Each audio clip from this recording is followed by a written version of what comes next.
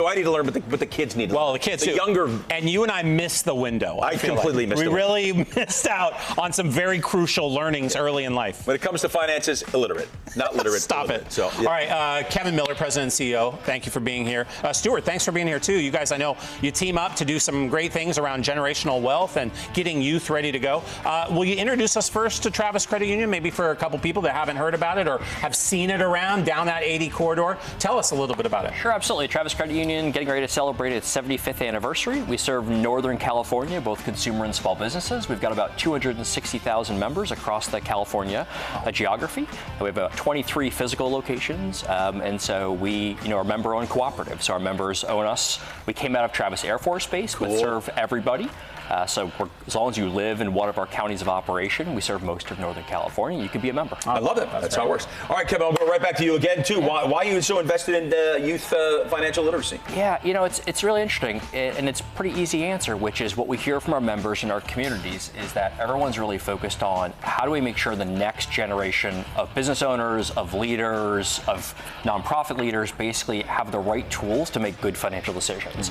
As many of you know, a lot of family and relationship stress comes from finances. It's a top reason for divorce as well. And so when we start with the youth, we have a twofold effect. One, the youth is better prepared to understand their finances, and oftentimes it actually trickles down to the family.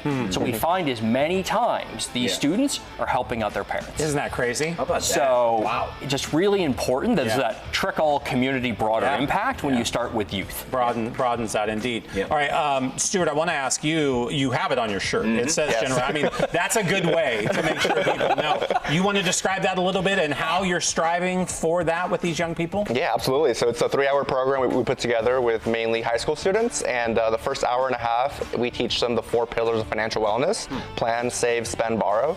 So everything from building a budget, understanding your credit score, understanding discipline, consistency when it comes to investing for the long term, all of that is in the hour and a half. The second hour and a half, each student gets a random profile with a job, a salary, a spouse, a child, a credit score, and they put it to work. So they go around this gym-sized area, they buy their first home, they buy their first car, kid care, groceries, and they make it happen.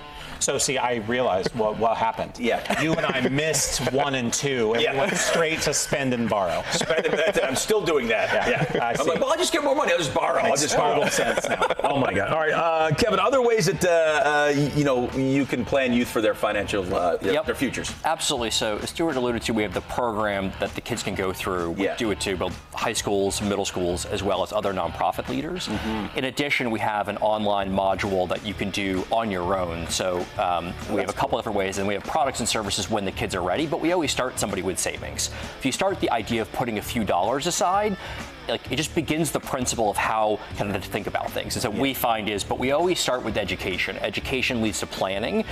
You don't lead with product, because what we hear from our members is it's all about making people feel comfortable and confident in the decision. Yeah. And then they feel more likely to ask questions if they don't understand. And that's what we find is it opens that dialogue along the journey. Some true power in that.